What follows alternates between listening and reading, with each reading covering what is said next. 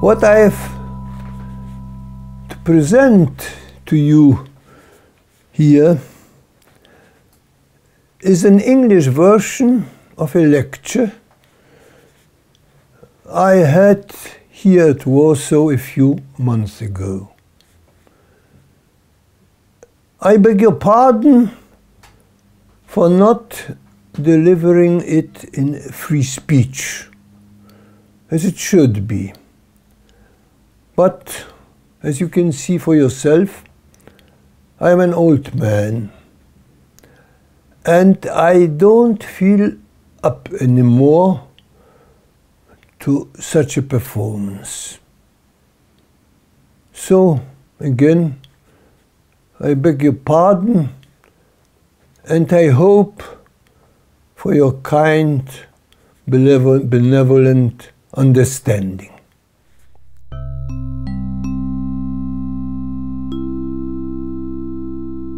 To begin with, let us note a simple and clear fact. For 20 years,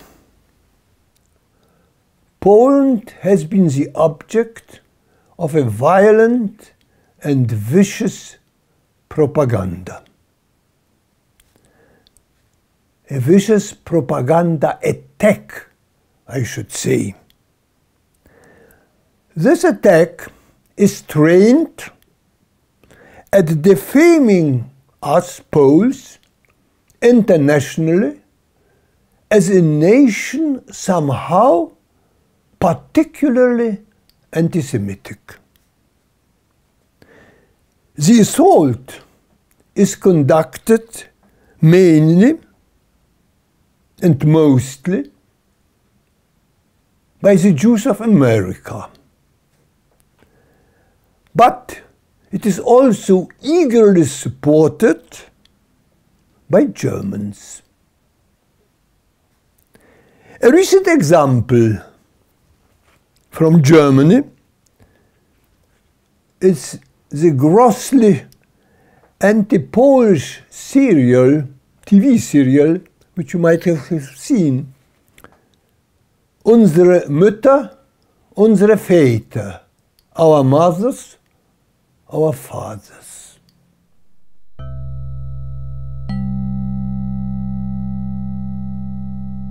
The propaganda attack is given a pseudo-scientific underpinning by parasociological, as they say, studies in Polish anti-Semitism, as if there were a special brand of it, uniquely Polish.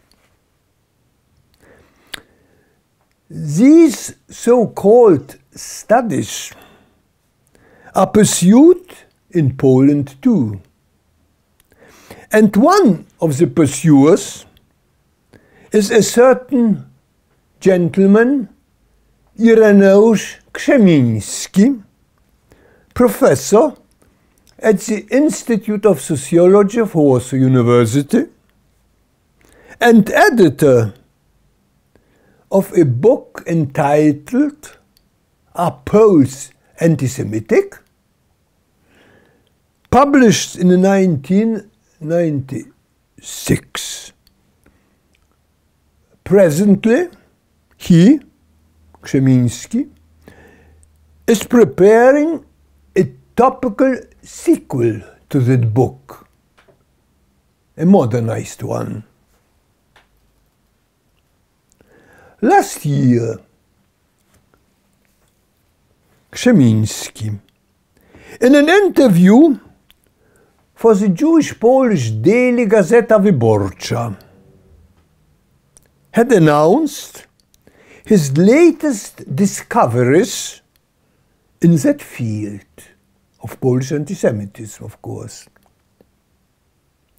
Here they are, 5 of them. Discovery number 1. Krzemiński says, by the year 2002, anti-Semitism in Poland has had a sharp increase. In 1992, about 17% of Poles had been, as he puts it, identified as anti-Semitic. In 2002, 10 years later, it was 27%. That is an increase by 10 points. Discovery number 2. Anti-Semitism, according to Krzemiński, is spreading in Poland mostly among the young. Krzemiński says, young people get more anti-Semitic. Alas, I've checked that twice. The computations which show that increase. Among those young people who in 92 were 18 to 24 years old, that is, those born between the years 1978 and 84, this generation, the fraction of anti-Semitic attitudes has increased. The same applies to the young of the years 2002-2012. They are more anti-Semitic. The anti-Semitism grows with age, so to say. Discovery number 3. How do we explain such sudden rise of anti-Semitic feelings? For Krzemiński, there is no doubt here. He says, in 2002, we had captured, by our investigations, the emergence of an orientation with a clearly political character. The relapse into nationalistically Catholic ideology. Presently, those who display anti-Semitic attitudes are in 90% of cases also advocates of the nationally Catholic views about the Poles being a chosen people. Discovery number 4. But why such relapse into just that ideology? Nationalistically Catholic. No doubt for Krzemiński here either. He says, Father Rydzyk and his radio have shaped that nationalistically Catholic orientation. A correlation of anti-Semitism and listening to Radio Maria is definite.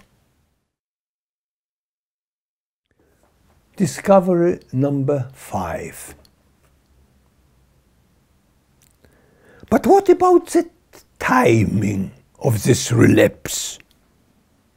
Why on earth, that's our question, why on earth had there been a comeback of anti-Semitism in Poland precisely in the year 2002. Krzemiński's answer is the following. The ideological orientation instigated by Father Rydzyk's radio had reached its maturity then. In 1992, there was no connection yet between anti-Semitism and declaration of religiousness. Now, we have a clear-cut one, the correlation. The more you go to church, the more anti-Semitic you get. On top of these 5 discoveries, in a TV program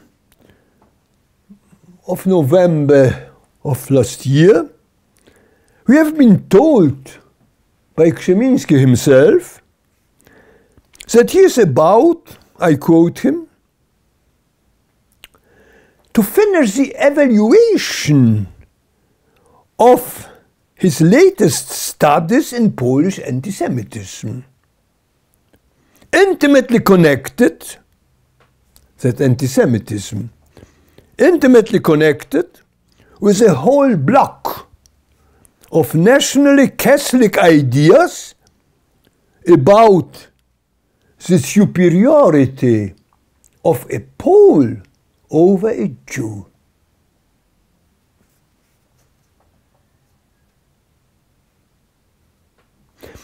In these studies, he says, Krzemiński, the connection of religion and anti-Semitism is visible in full clarity. And all this is the effect, as he says, of Father Rydzyk gaining now the upper hand.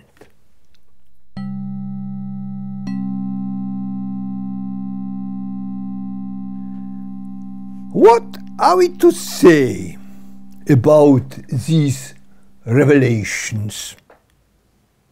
They are spurious. Krzemiński is a Polish Jew. A salient feature of the Jewish people is their apparent inability to realize what they look like in the eyes of others. The well-known Polish sociologist Florian Znaniecki has called such inability a lack of the reflected ego. Krzemiński is a case in point. He wonders why the dislike of Jews in Poland has increased since 2002. And he believes this to be due to the sinister Father Rydzyk. He's dead wrong. The real cause lies elsewhere, and it is easy to spot. As I've said at the beginning, for 20 years, Jewish propaganda is pouring down on us Poles, torrents of calumny, like that infamous talk of Polish extermination camps, or, more recently, of a Polish complicity with Hitler, or another new discovery of a Polish hunt for the Jews.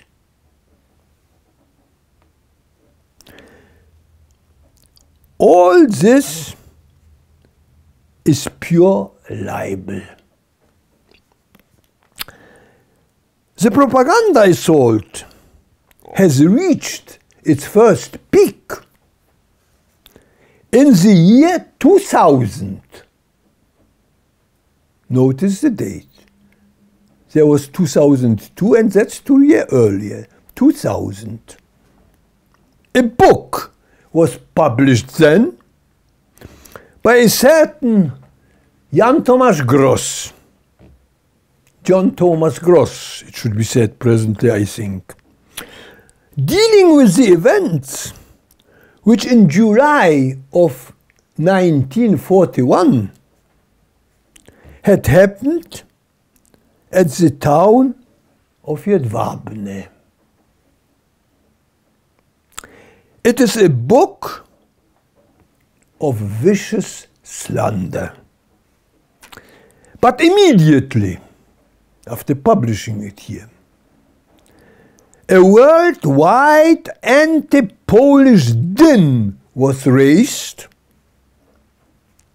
with Polish Jews joining happily in.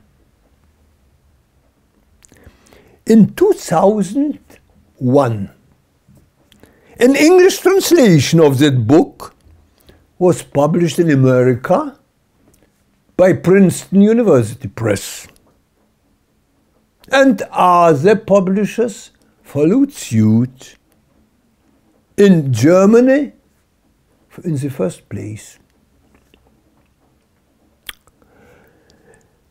The cunning libel of Gross's book was endorsed by his Polish editors, by the mere fact that they have edited it, that they have published it. And it was enhanced by the meek response of Polish historians, like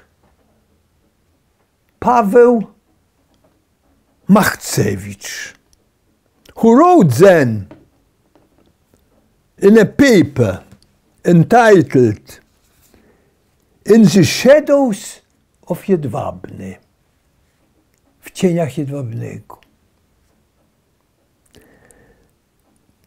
I quote Machcewicz here. The book of Gross is a shock to our consciences. I'm bowing my head before Jan Thomas Gross for the courage of taking up a subject of such difficulty.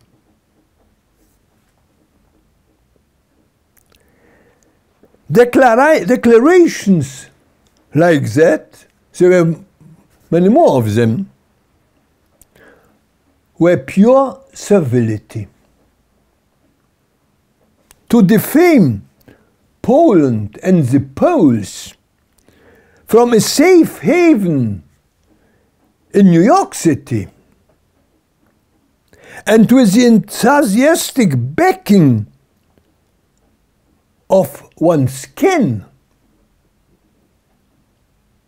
that needs no courage at all. On the contrary, it's the safest and surest way to get international acclaim.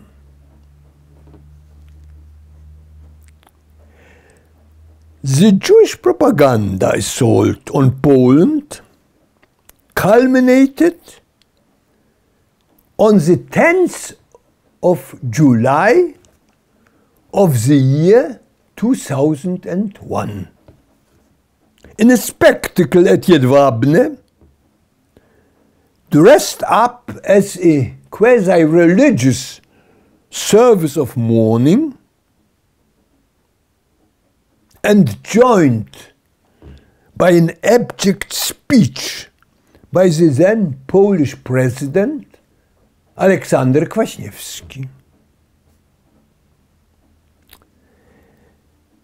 It was that spectacle to be a humiliating tribute paid by the Polish nation to the Jewish people. But the spectacle misfired. Except for a handful of renegades, the Polish nation didn't take part.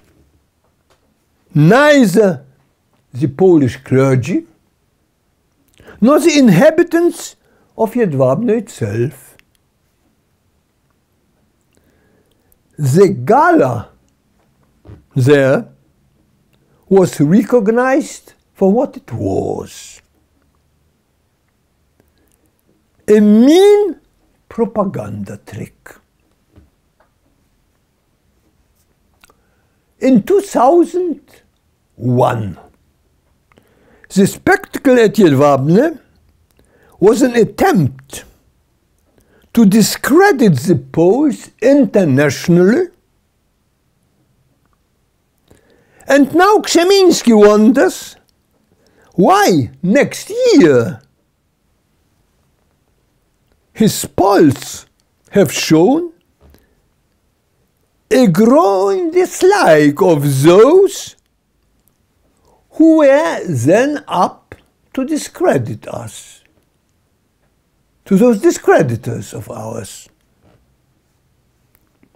It's beyond him to see that this had nothing to do with any beliefs of the Poles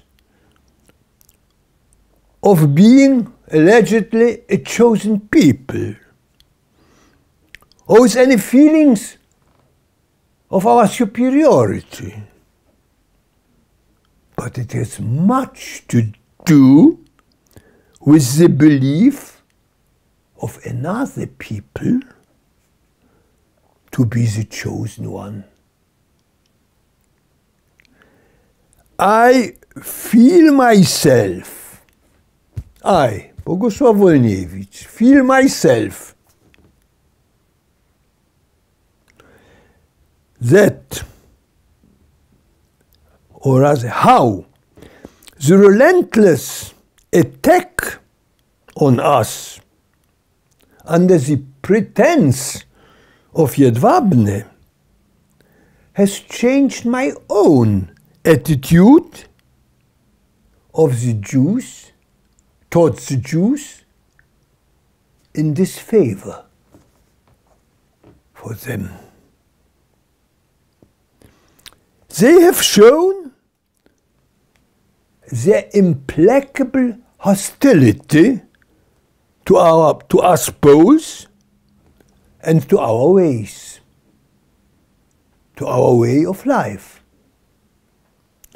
We need not, and we should not, reciprocate that hostility, but we cannot ignore it.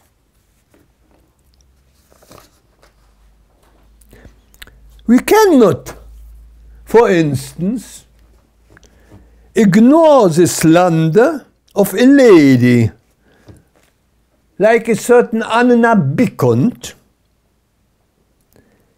a Jewish journalist of that daily Gazeta Wyborcza. We cannot ignore it, for it is typical of her milieu. In 2004, she published, in support of Gross's book, a book of her own entitled We from Jedwabne, my z Jedwabnego, about the present inhabitants of that town. The editors of her daily review of that book recommended it as follows. I quote Gazeta Wyborcza on the book by Anna Bikont. The book by Bikont brings to light the darkest side of the Polish people.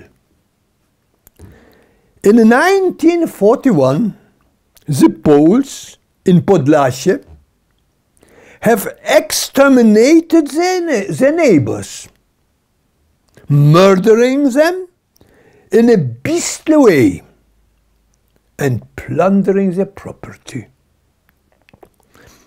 They are still unwilling to comprehend what they have done. In Bikont's story, the Polish populace looks terrifying. Not only stamped with crime, but incapable of even the slightest gesture of reconciliation. That much Gazeta Wyborcza. In 2010, there appeared in Paris a French translation of that book by Bikont. Before the book was finished, of course, she had been interviewed by Jean-Yves Potel, a cultural attaché at the French embassy in Warsaw in the years 2001-2005.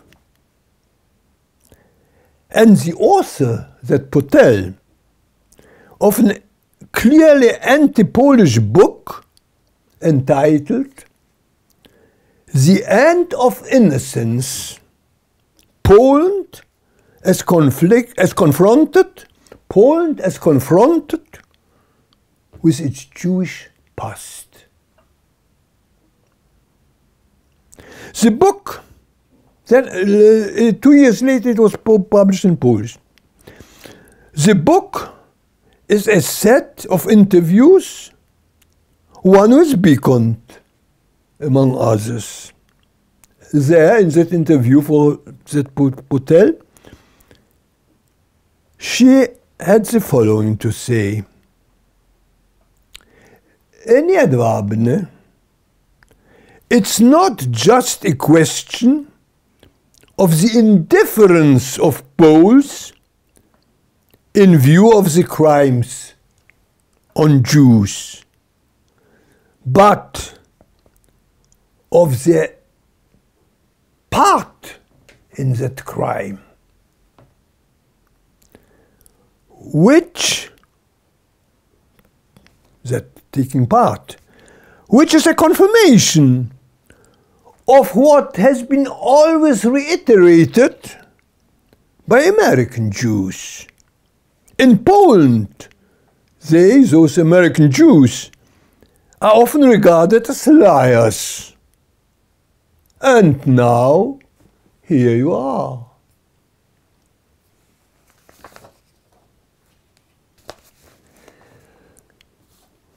In the clash over Jedwabne, the Polish Jews have made common front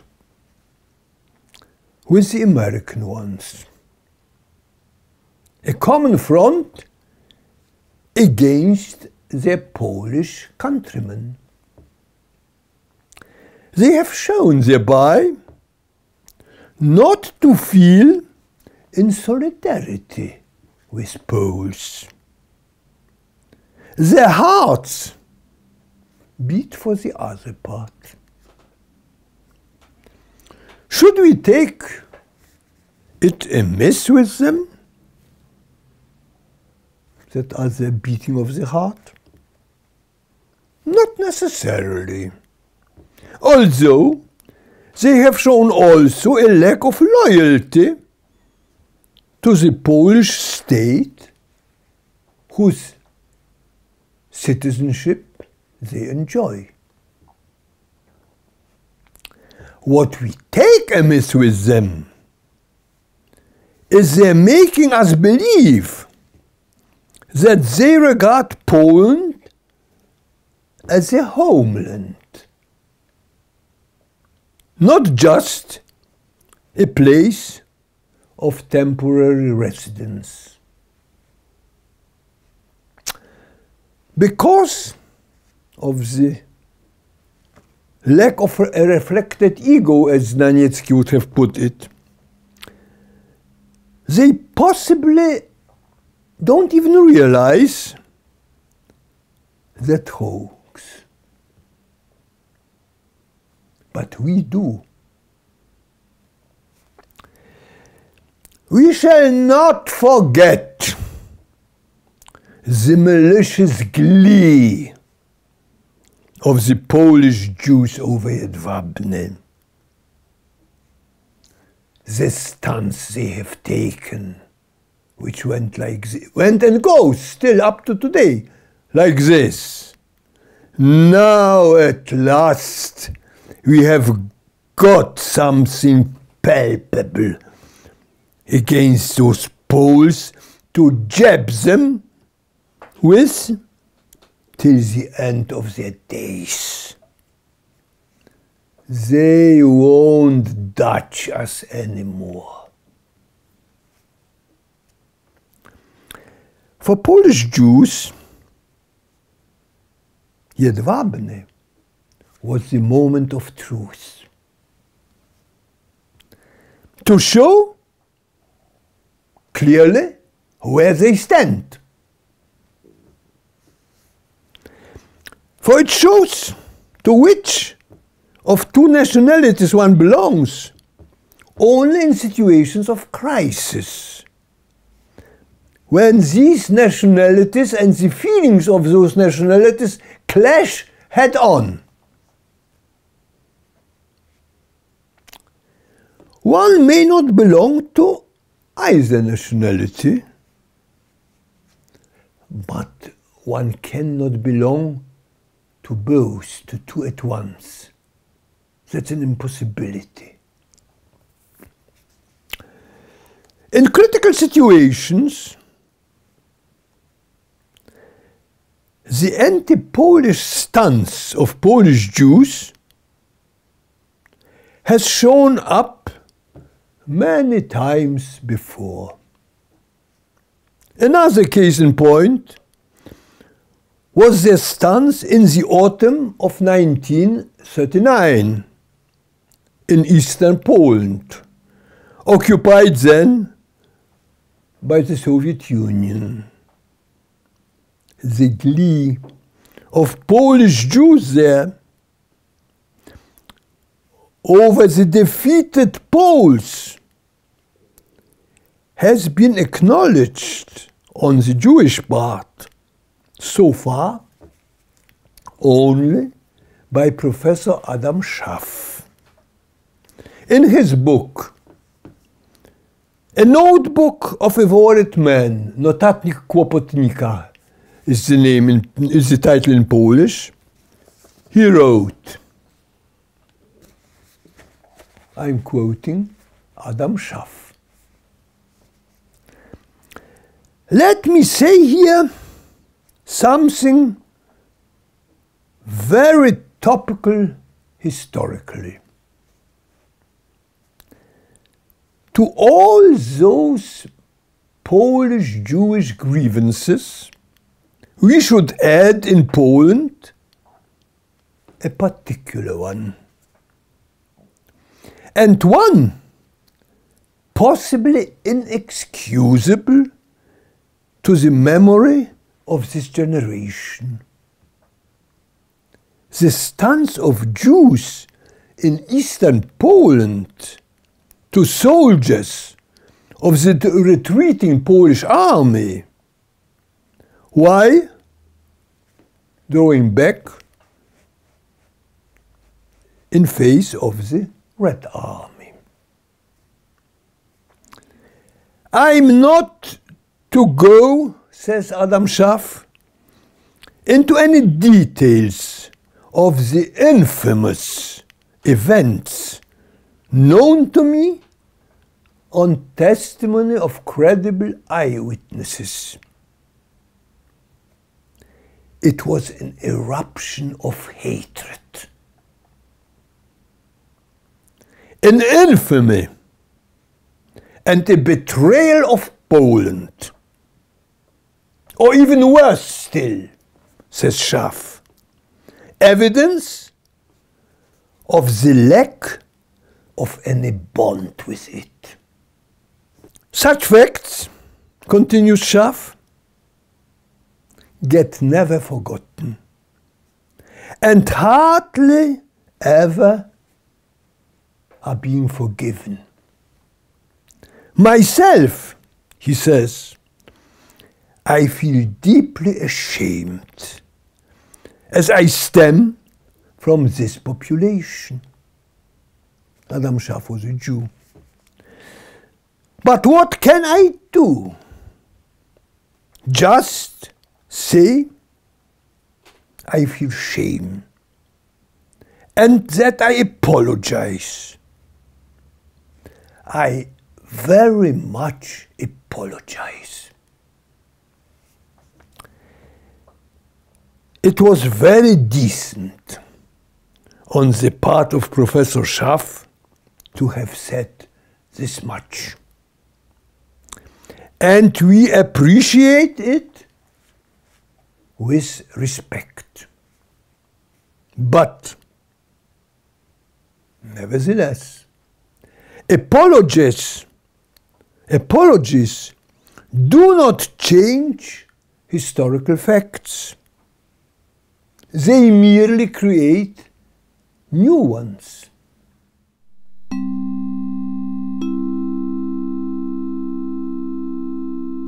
What is anti-Semitism? Nowadays, somebody branded with that mark of being an anti-Semite is free game for all. Like one branded in the past with the label of a heretic, or more recently, with that of a follower of Trotsky, a Trotskyite, or, still more recently, of being an enemy of the people, Wrak Naroda, as it was called in Russian. Anyone may hunt him and insult him with impunity. He is pursued by state attorneys and sentenced by juries. And contrary to all civilized practice, he is treated by them, by those state attorneys and those juries, with a presumption of guilt, not, as it should be, with a presumption of innocence. To brand and expose him is the task of numerous agencies and teams, like, for instance, that team of Krzemińskis, or like the association called Otwarta Rzeczpospolita, in the Open Republic, and the subtitle, an association against anti-Semitism and xenophobia. Or they are hunted by the sinister monitoring unit at our Ministry of Interior Affairs, supervised from Vienna by an even more sinister agency of the European Union located there. Who is to be called anti-Semitic and who is not? To this question, you never get an unequivocal and definite answer. Never. In fact, it is anybody branded in this way, under any pretext whatever. It's enough for you to say, in the reach of some informer, anything someone might find objectionable in this respect, not deferential enough with respect to the Jewish people.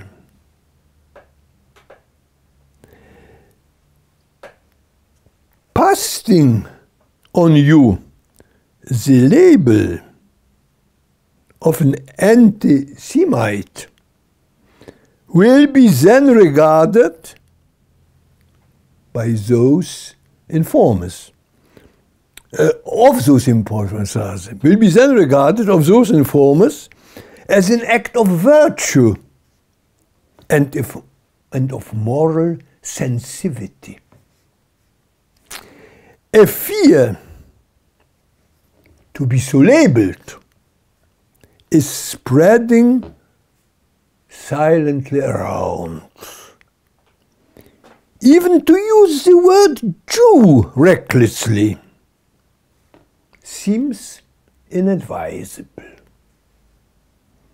It is the same kind of fear as before of being labeled a heretic or an enemy of the people.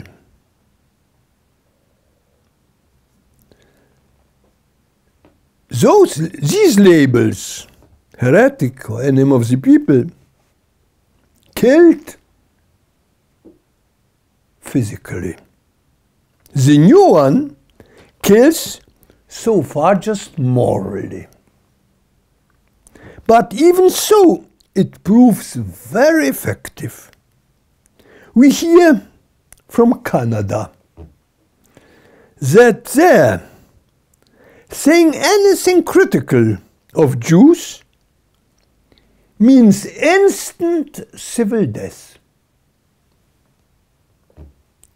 The new totalitarianism, sailing, as you know, under the rainbow flag, has found better ways of intimidating people than those used by the red one.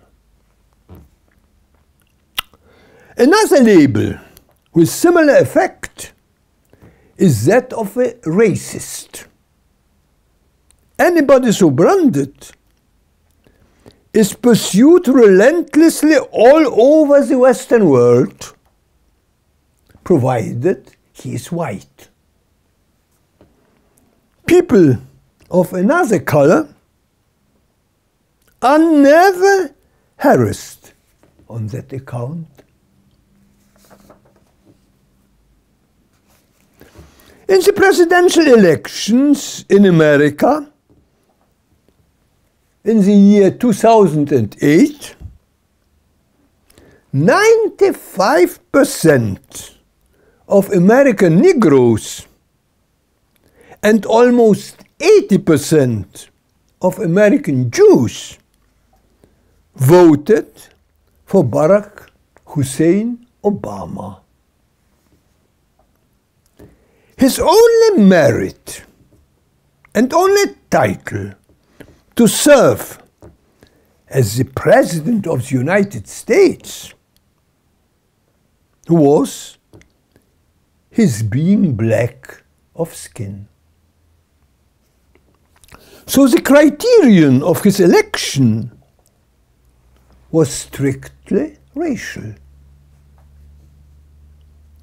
But his voters haven't been stamped as racist. Why not? Because the label of racism is a propaganda expedient used against those only whom the left dislikes. Kenneth Minogue, a well-known sociologist of London University, has characterized the attitude of the left as, that's his phrase, a dictatorship of virtue,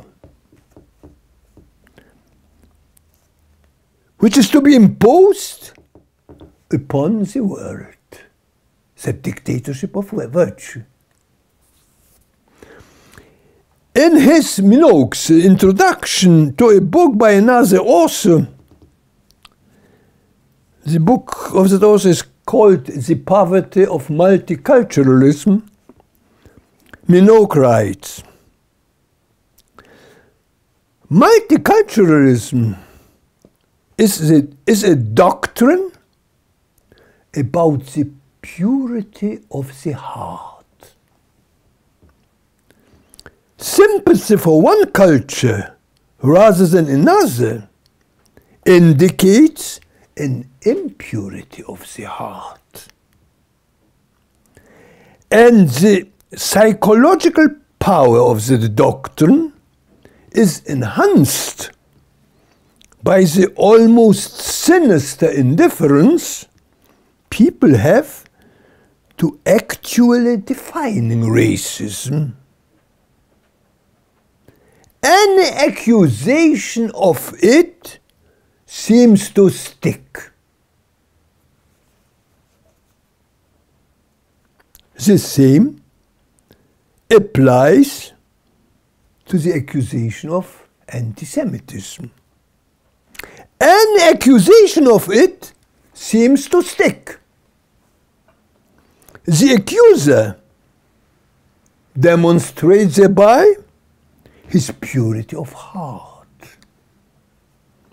And the accused one becomes automatically suspect of having his heart impure. Against all civilized custom, it is not here up to the accuser to prove his point. No, it is up to the accused one to disprove it. A sinister legal trick indeed.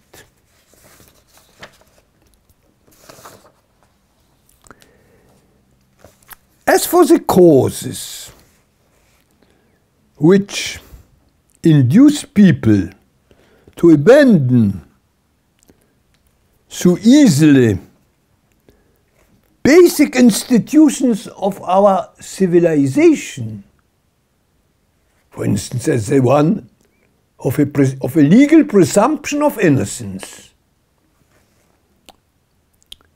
for the sake of a multiculti fad, Minogue writes about the causes. Why is it so? Such strange reluctance to oppose it, such enormous demands.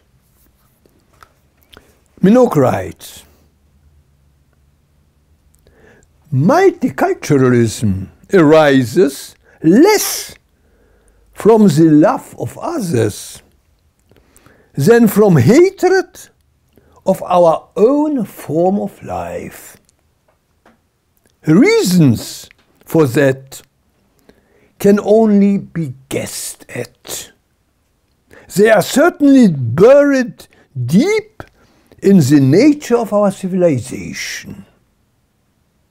But part of it is our Western capacity for becoming so bewitched by the ideal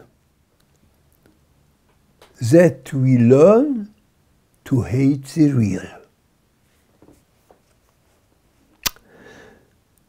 What Minogue describes here as bewitchment by the ideal, Buat Okujawa, the great author and performer of songs, has called being infected with the melody to remake the world.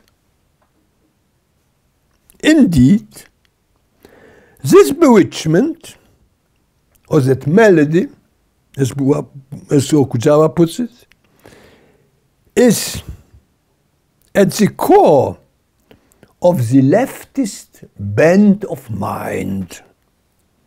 It has originated in the West, but is not by any means confined to it, as was shown by the so-called cultural revolution in China of the years 1966-76, and by its fiendish offspring of that cultural revolution in the dealings of the Cambodian Khmer Rouge in the years 1975-79. Pyramids of skulls.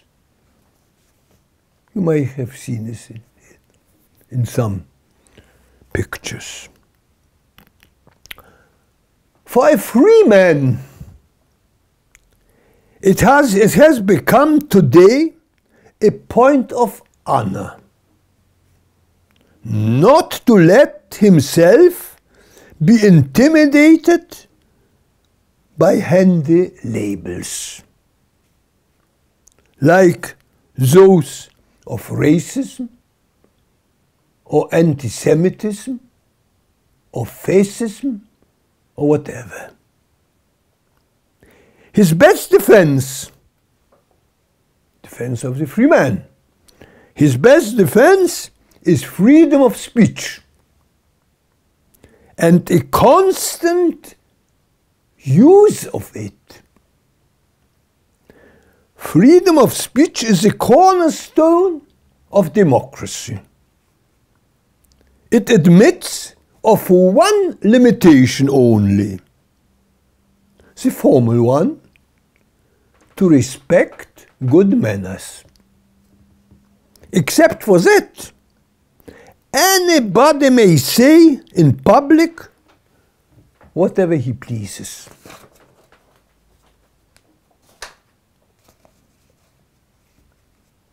But what about the Auschwitz lie? Somebody will say here. Should such limitless freedom of speech apply to the Auschwitz lie too? Absolutely yes. Penalizing it, that so-called Auschwitz lie, was an ominous breach of the right of free speech. Truth must stand on its own feet alone. Any police support for it makes it immediately suspect of being a veiled falsehood, just parading as truth. The latest trick used by the leftists to curtail free speech are their efforts to penalize the so-called hate speech. Hate is an emotion, and emotions are not punishable. The expression of them might be, but again in two cases only. Firstly, as with the expression of convictions of which we have spoken just in a moment before. Firstly, when its form, the form of the expression of one's emotion, when its form offends good manners. Secondly, when that expression of feelings turns into political agitation, and of such a kind as to constitute a clear and present danger to public order. Except for these two restrictions, anybody may give vent to his hate as much as he pleases. Just like Anna Bikont gave vent to her hate of the Poles, provided the Poles are equally free to express their feelings with regard to people like Anna Bikont. Any doubts about the gravity of the danger to public order are to be, as always, resolved in favor of the part accused. In accord with the celebrated Roman maxim of law, in dubis pro reo.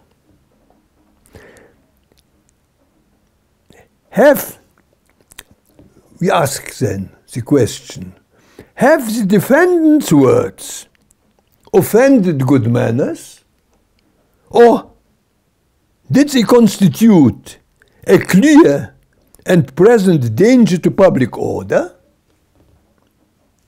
If that is in any doubt, it means they have not, and the case is closed. This is how it should be and how it used to be, but how it is not anymore. The new totalitarianism is out to find as many hate speakers as possible in order to gag them with that label.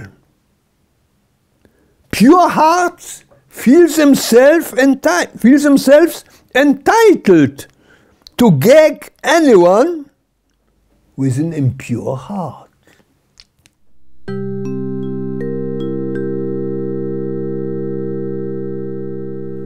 Pursuers of anti-Semitism, like Krzemiński, pretend to be scientific. They do not bother, however, to define their main term, anti-Semitism. This makes their pretensions spurious, despite all their questionnaires, graphics, and computations.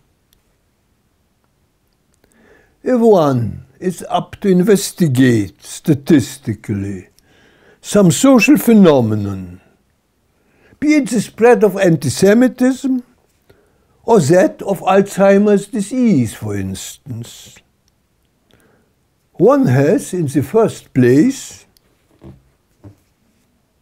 to characterize that phenomenon adequately, to lay down one's own criteria of recognizing it. Otherwise, how are we to tell that phenomenon from similar ones, but of a different nature? On the face of it similar, but on the inside different.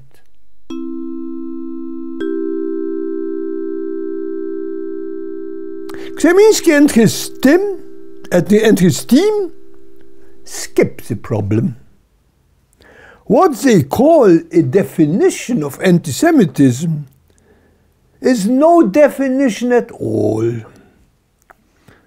They show thereby only a lack of understanding of what a definition methodologically amounts to.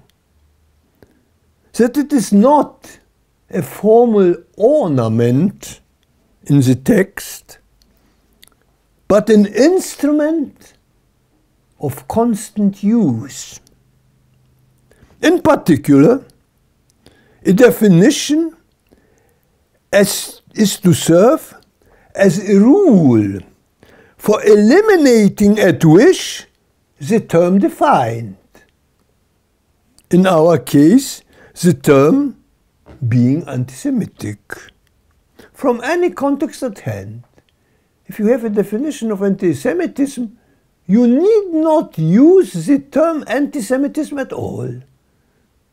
You can eliminate it everywhere thanks to the definition. That's the basic logical function of a definition, but Krzemiński and his people don't get it.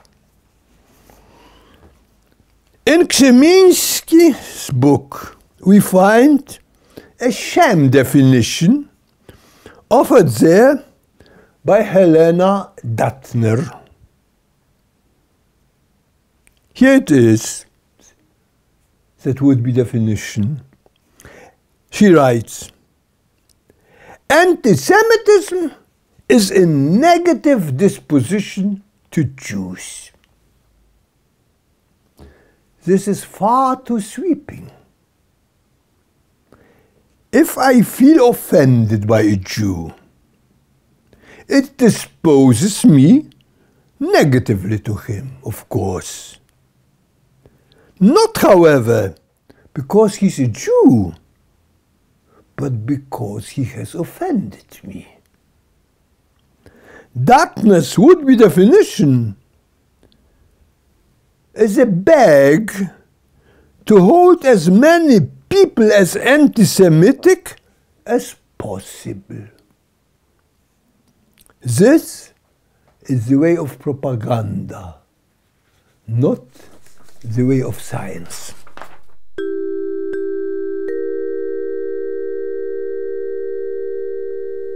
So, let me propose a definition of our own.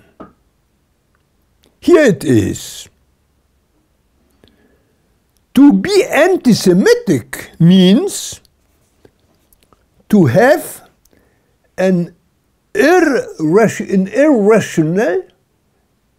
disinclination to Jews.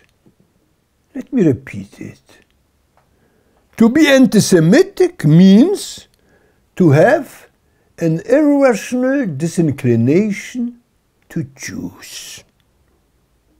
By the same token, anti-Germanism is an irrational disinclination to Germans, and anti-Polonism is an irrational disinclination to Poles.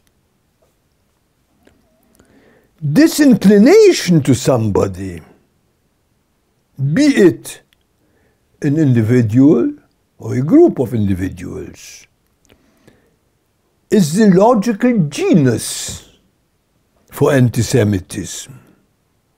And irrationality is the specific difference of it, as we put it in logic. Definition should be by genus and the specific difference, and here you are. By our definition, not every disinclination to Jews should be called anti-Semitic. Only its irrational variety. Logically, observe it, logically our definition is adequate. Every irrational disinclination to Jews is anti-Semitic. And conversely, all anti-Semitism is an irrational disinclination to them. This, however, is not the end of the story. In fact, it's only the real beginning. For we have now to explain our concept of irrationality.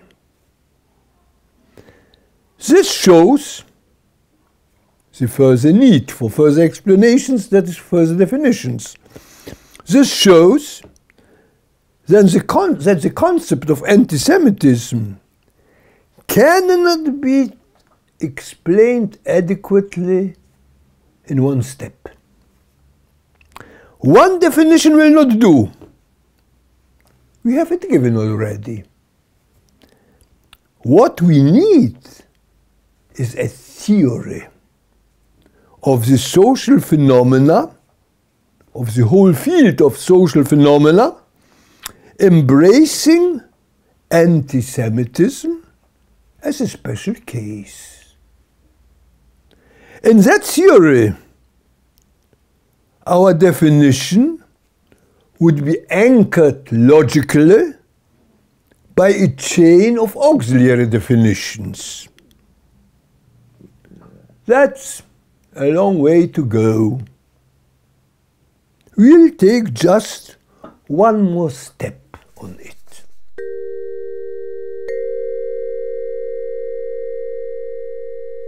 A disinclination, or as Helena Dattner puts it, a negative disposition. When is it irrational? We call a disinclination. We call a disinclination irrational when there is no good external reason justifying it. An irrational disinclination is purely subjective. Its reason is internal. It rests with us, not with the ways and the deeds of the person we dislike. Otherwise, if not irrational in this sense, the disinclination is reactive. It's a normal reaction to somebody's deeds and ways anyone would find offending. Well, so there are two kinds of disinclination. One reactive, the other irrational. This simple distinction is valid also in the case of Jews. However, when applied to them, it becomes at once highly controversial. They want any disinclination to them to be regarded automatically as irrational, as having its reason not in them and in their ways, but in us and in our ways. They rarely say it in so many words. But here is one example, and a rather representative one. In 1950, Theodor Adorno, in social science and philosophy, a well-known personality.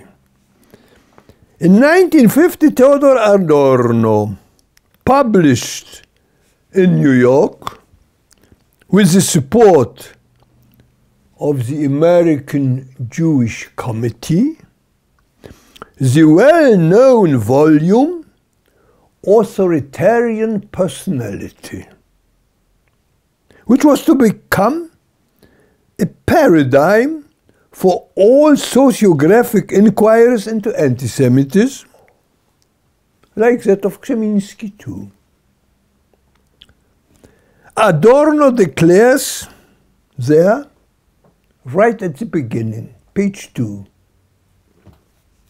I quote him. The authors, that is Adorno and his collaborators, there were 6 or 7 authors. The authors hold the view that anti-Semitism is based more largely upon features, upon factors, I beg your pardon, is based more largely upon factors in the subject than upon actual characteristics of Jews. And this is what the author actually do. They never look for origins of a dislike of Jews in the Jews themselves, always in the other part. Thus, they assume beforehand that any disinclination to Jews must be irrational and consequently anti-Semitic. Such assumption cannot be granted, for it is simply false. The assumption of unblemished innocence is to be rejected also for methodological reasons. No investigation can assume beforehand that it should, in its result, conform to some thesis. Otherwise, the results will be dismissed as invalid if they don't confirm the thesis adopted beforehand. Such an attitude is contrary to the critical spirit of all science. That non-scientific spirit, however, is present in all the parasociological investigations of anti-Semitism, from Adorno down to Kaczynski and his collaborators. They assert, as we have heard, that their polls show young Poles getting more anti-Semitic. That's simply wrong. What these polls actually show is at most the fact that those young Poles acquire anew a disinclination to Jews. And the critical question is whether they acquire it, that new disinclination, irrationally or reactively. With good reason or without any reason. This crucial question is never raised. Apparently, the investigators like Adorno regard it as settled in advance. And anyone with the temerity to raise such questions will be dubbed immediately as anti-Semitic by them. Methodologically, any investigation intent to serve a thesis is suspect. It is not science, it is disguised propaganda. Let us note, yet in passing, that the irrational dislike or disinclination to Jews, that is, anti-Semitism proper, should be divided further in two. Into the habitual one and the obsessive one. By the habitual disinclination, we mean the customary and imitative grumbling about Jews in general. By the obsessive disinclination, we mean a paranoid sniffing for them everywhere. This distinction is of great importance, but we won't and we can't go deeper into it here.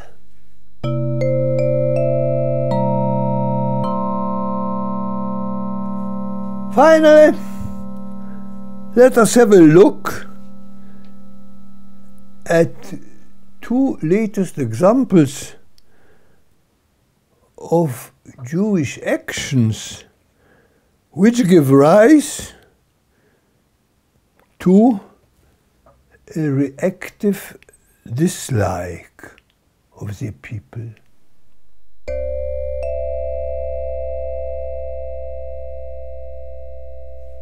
As we hear,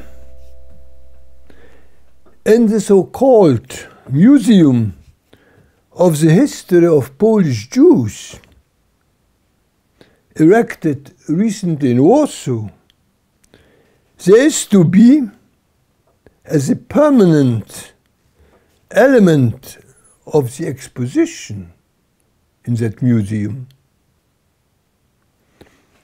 an installation called the Atlas of Polish Pogroms. This is a new sally against us Poles. The calumny of Polish death camps has been a bit used up already. It was also too patently false.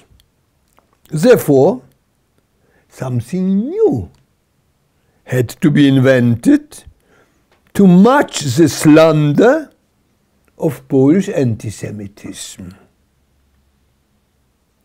And Polish pogroms would do just fine. The would-be museum, erected and maintained by Poles, is to make the new calumny of Polish pogroms worldwide known. What is a pogrom? The word is borrowed from Russian. The same word, phonetically the same, in Polish means something different, corresponding to the Russian word razgrom, which means a crushing defeat, like that of the Germans at Stalingrad. As a borrowing from Russian, pogrom has two related but different meanings, a loose one and a proper one. The latter, the proper one, much more vicious in its meaning. In a loose sense, pogrom means any anti-Jewish incidents involving some victims dead. Like the much publicized so-called pogrom in Przytyk. In the proper sense, on the other hand, pogrom means a mass murdering of Jews and the plundering of them by the local population under the covert inspiration and support of its own, those populations, state authorities. In the paradigm case of Russian pogroms, it means by the Russian population under the covert inspiration and support of the Russian authorities. Let us state here once forever, in the proper sense of the term pogrom, there have never been any Polish pogroms. They are an invention of anti-Polish propaganda. In particular, none of the two cases so eagerly promoted by that propaganda falls under that label. Neither the events at Lwów of November 1918, nor those at Kielce of July 1946. They were no doubt pogroms in that loose sense of the word, but not in the proper one. This distinction is essential, as anti-Polish propaganda plays off both senses at once. It's like in music. Striking a key, you get out of the piano just the ground tone immediately. But of themselves, there will resound its overtones too. And it is they, those overtones, that give the full sound its musical color. Or in our simile, they give the word pogrom, these overtones of that word, its desired propaganda effect. The instrument all propaganda plays on is the soul of the public. On that instrument, the word pogrom elicits, firstly, its loose meaning as the ground tone. As an overtone, however, there will also resound the vicious proper meaning. And as a second overtone, because there are more of them than one, the original meaning in Polish, that the murder of Jews, so-called pogrom, was so extensive as to leave hardly any one of them alive. These overtones are what gives the word pogrom its desired effect. They blame us with the pogrom at Lvov, seemingly in the loose and weak sense only, under which we do not deny anything. We do not deny anything here. By the overtones, however, the blame extends all over Poland, to our government, to our army, and to any one of us living today. A measure of the malice in that propaganda is the fact that even the famous Blue Army of General Haller, Błękitna Armia Hallera, the pride of our fathers, is blamed with those crimes at Lvov. Although it had arrived there, that army, only half a year later, in April of 1919. But who remembers now where the Blue Army stood 100 years ago? Such are the overtones of pogrom played off against us. If we do not protest, the proper and strong meaning of that word is taken for granted. The Poles were mass murdering the Jews.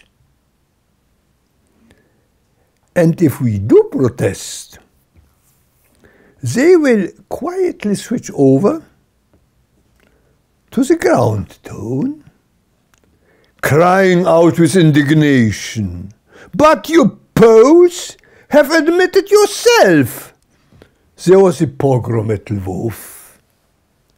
So what's the matter now?" And they win again.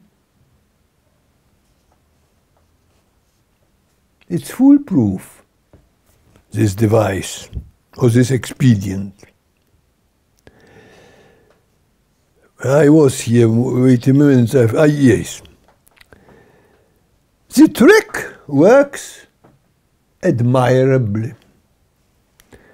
Remember, to play off the ground tone is primitive propaganda. A sophisticated propaganda plays off the overtones. And the propaganda trained as us Poles is not a primitive one.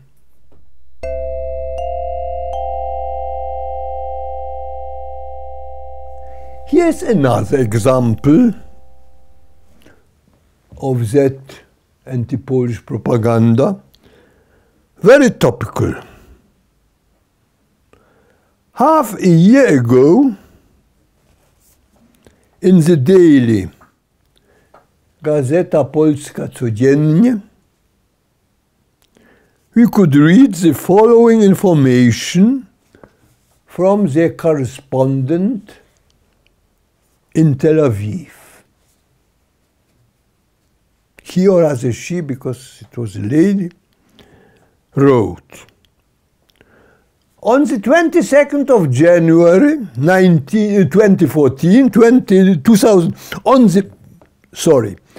on the 27th of January 2014, there comes to Poland a delegation of 60 Kneset members out of a total of 120. They come to Kraków to take part in a conference on cultivating the memory of the victims of the Holocaust. They will be headed by Chairman Joel Edelstein. They have announced, these delegates, that they want to pass a resolution condemning the calling of Nazi extermination camps Polish camps. They also are to appeal to the world media for using, henceforth, the phrase German Nazi camps in German Nazi camps on Polish territory instead of the former appellation. What are we to say of this announcement? The ground tone seems all right. They want to condemn a patent lie and are up to appeal to others for not repeating it anymore. But listen well to the overtones here. The outrageously slanderous phrase, Polish death camps, is not to be replaced by the historically accurate one, German death camps, but by a grotesquely muddled grammatical construction which, if only for technical reason, will never be used by any media. All the high-sounding appeal is merely rhetoric. In its overtones, everybody whom it might concern is notified not to take it seriously. Moreover, that grotesque construction is a lie by itself, and a triple one. Firstly, the qualifier German has been weakened there by adding Nazi German, whereas the qualifier Polish had no such weakening addition. Secondly, the phrase Polish camps is not given the amplification that they were death or extermination camps. Now, they are to be just camps of some indeterminate purpose, maybe transitional ones, or for prisoners of war. And thirdly, mendacious is here the adverbial on Polish territory. As usual, it is intended to associate the great extermination of European Jews with Poles and Poland. There were 6 German extermination camps. Chełmno, Bełżec, Oświęcim, Treblinka, Sobibór, Majdanek. Enumerated in the order as they had been started. 2 of them, Chełmno and Oświęcim, the first one and the greatest one. Or rather, in German, Kulmhof and Auschwitz were situated on territory that was then Germany. The other 4 were situated on the territory of the Generalgouvernement. Auschwitz-Birkenau was a German camp, a German death camp, situated on German territory. A fact that the Germans are now eager to efface, also on their historical maps. The Jewish appeal at Kraków is to help them in these forgeries. Never mind, however, the deceitful appeal. The clue is the condemnation. Would it not refer, the announcement of that condemnation, would it not refer to such a tragic event? One could regard it as a poor joke. For just think of it. 70 years after the war, the Jews of Israel have discovered that it was not the Poles who have murdered those 5 million of Jews. What is the point of pretending? What is the point of pretending to enlighten others with one's own belated, 70 years belated, discoveries? Anti-Polish propaganda, of course. This is the point, nothing else. When in the overtones, its center of the propaganda is shifted from Polish death camps to Polish pogroms, an ideal opportunity arises to fabricate for oneself an alibi. We are, they will say, we are slandering the Poles, but on the contrary, we try to cleanse and defend them. The condemnation we have just announced is best evidence of our good intentions. And if the Poles don't see it, it's because they are as usual blinded by their congenital anti-Semitism.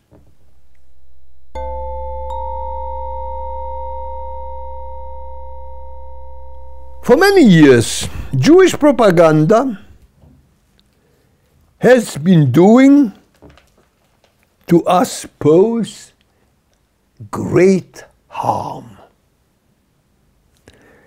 Let's take yet another example. Its source, very reliable. Paul Hilberg, in his book, Perpetrators, Victims, Bystanders, The Jewish Catastrophe, 1933-1945. That's the example where I take it from. By the summer of 1943, it's me saying, not Hilberg yet. 1943, summer 1943, the German extermination of European Jews had been for 2 years in full swing. On July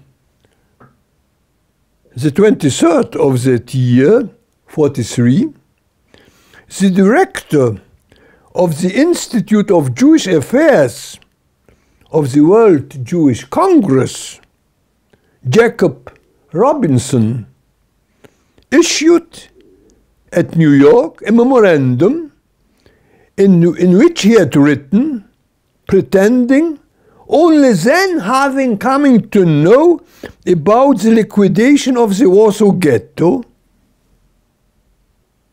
In the memorandum, he issued the following statement. I beg your pardon, I'll have to use in such a glass. I'm a bit tired. Old age again. In the memorandum of Jacob Robinson issued in 1943, in the summer, we read, "How did it happen that hundreds of thousands of Jews were deported and slaughtered during the course of 4 months without the slightest reaction on the part of the Polish population or the Polish underground or the Polish government in exile? Could such a thing," wrote Robinson, "have happened in any other country? No," he concluded, "the Nazis were sure that the Poles would not budge. The Poles, in their blind hatred of the Jews, were co-responsible for the slaughter." That was 70 years ago. As we see, already then, they were starting their campaign of slander and malicious imputations against us Poles to cover their own Jewish impassiveness and guilt. Jacob Robinson was quick at throwing accusations against others. The Poles would not budge. But did he? Or the World Jewish Congress budge? They didn't budge a bit. All the Jews of Great Britain, of the Soviet Union, and above all, those of America.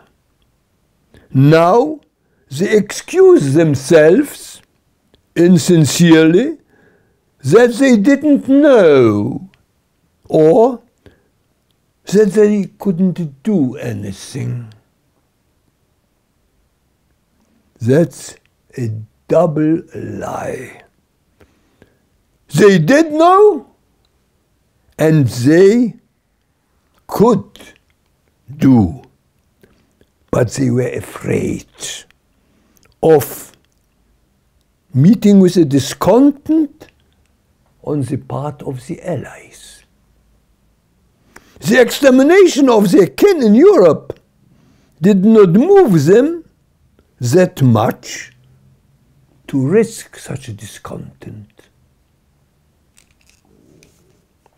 They did know about the extermination, for our underground had alarmed our government exile, and this did the same with the governments of Great Britain and of the United States, and also with the main Jewish circles over there.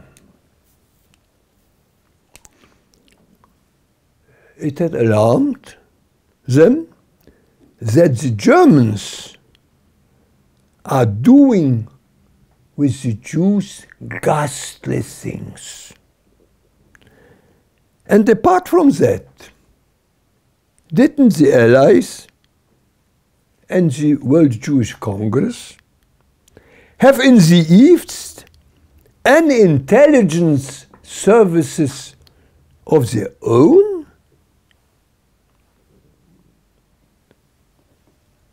Any services to note such enormous events? Was all this up to the subjugated and powerless Poles?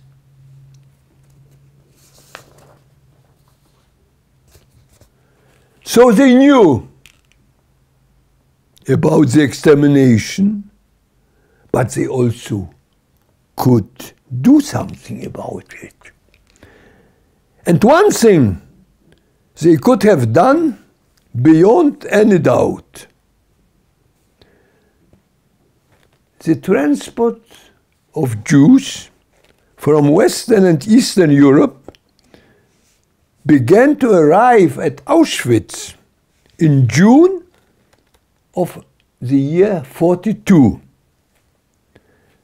And they continued incessantly to arrive till the end of October 44. That is, for more than 2 years, from France, Belgium, Holland, Germany, Austria, Greece, Italy, and Hungary. In that sequence. The Jews in those transport did not know, they didn't have an idea where they were going and what are they going there for.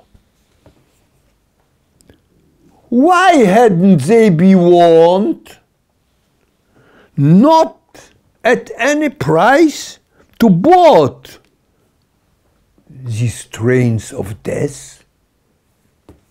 The Allies had plenty of radio stations to broadcast such warnings day and night. And with their air superiority then, they easily could have inundated all the countries mentioned with leaflets informing all parts concerned about what these mysterious so-called resettlements of Jews to the East really mean. They should have instructed them to flee those trains at any cost whatever, and to do it while they were still on the soil of their home countries, where escape and hiding was incomparably easier to arrange than among complete strangers.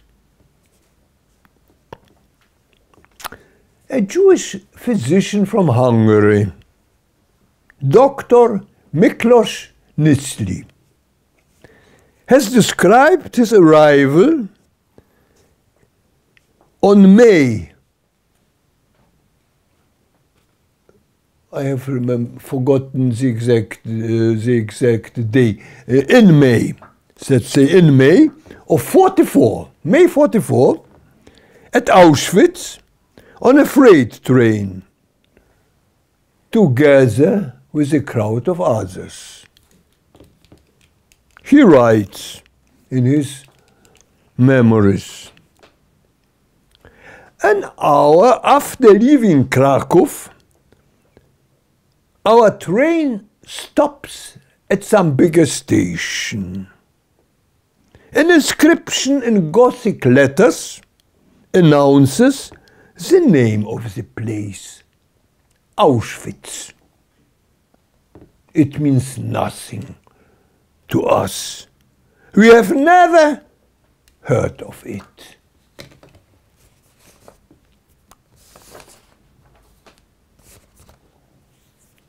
How come, I ask you, only 2 months earlier, with regard to that arrival at Auschwitz of Dr. Miklos Nyszly, only 2 months earlier, Hungary was still an independent country. The Germans had invaded it only in March of 1944. People there in Hungary had their radio sets, their telephones, and their free communication. And such educated Hungarian Jews like Dr. Nyszly have never heard of Auschwitz. With that giant German extermination facility for Jews, for killing Jews, running in top gear for 2 years already? Indeed, they had not. Their Western and Eastern Jewish kin, like that Jacob Robinson and his colleagues at the top of the World Jewish Congress, didn't bother to alert the broadcasting station of the BBC in London or its counterparts in Washington and Moscow, to make them explain, these radio stations, to the Jews of France, Hungary or Poland, what the name Auschwitz really means to them. No. It was more safe and convenient to sit tight and to besmirch the subjugated Poles. And it is so up to the present day. Let us make one point quite clear here. When, in accord with the elementary truths of history, the World Jewish Congress and the Israeli Knesset will declare, loud and without equivocations, that all the 6 camps mentioned were German death camps, and they will condemn any other formula for them as an Auschwitz lie. Then we too, we Poles, shall acknowledge loudly and unequivocally that a substantial step has been made towards a reconciliation of our 2 nations, but no sooner.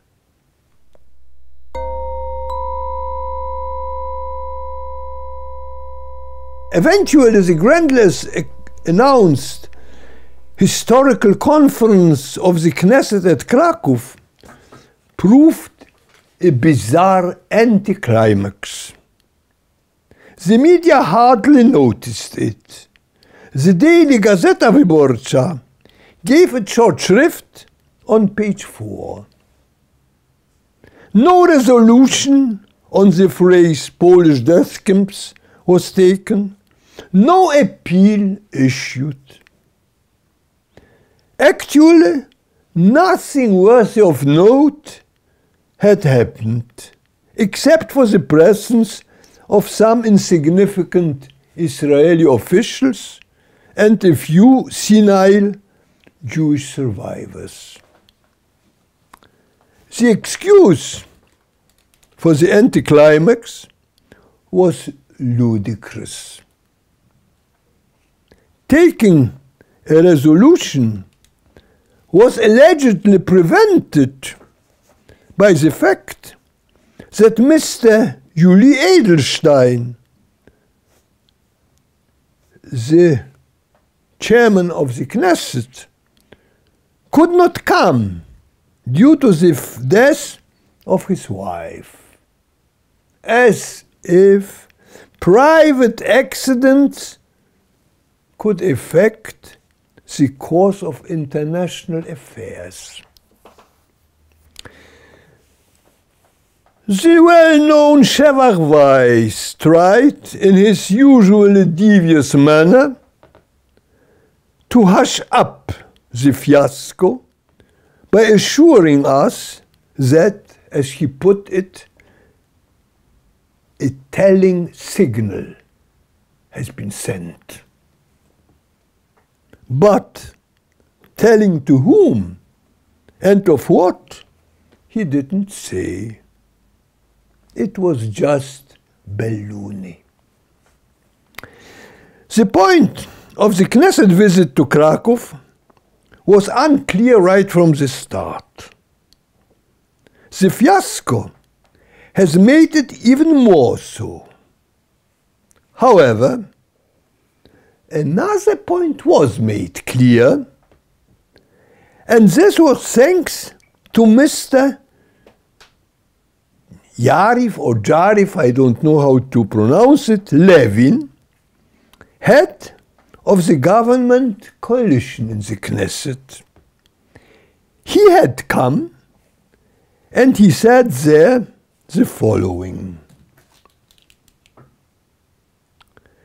the call from Auschwitz summons us, sons of the Jewish nation, to rely upon ourselves. We must oppose anti-Semitism so that the Jew should be safe everywhere in the world. That's a tall order.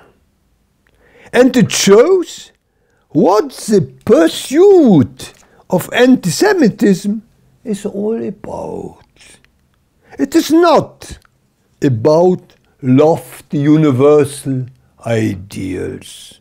It is about the universal safety of one particular nation. This nation is to enjoy such special immunity and protection everywhere in the world.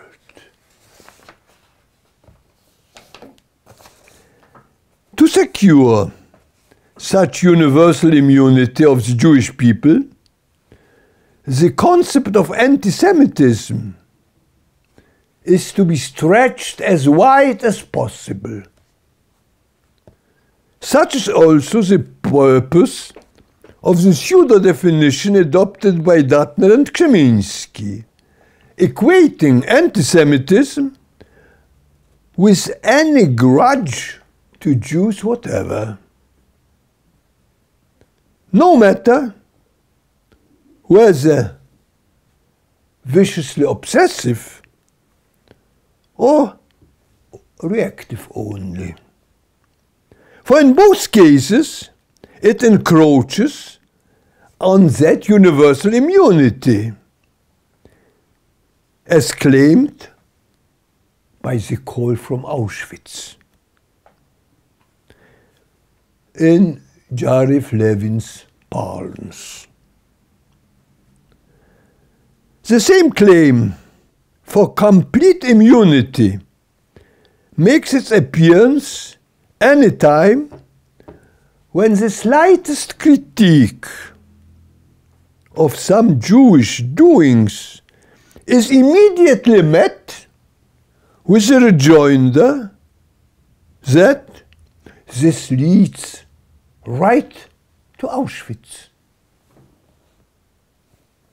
Or when someone like Konstanty Gebert declares on a TV program that is Polish state attorney not zealous enough in pursuing anti-Semitism is endorsing Auschwitz thereby.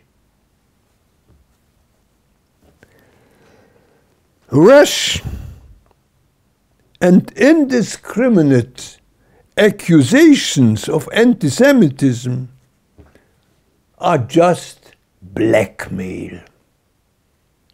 It is certainly not up to us to pronounce on the best interests of the Jewish people.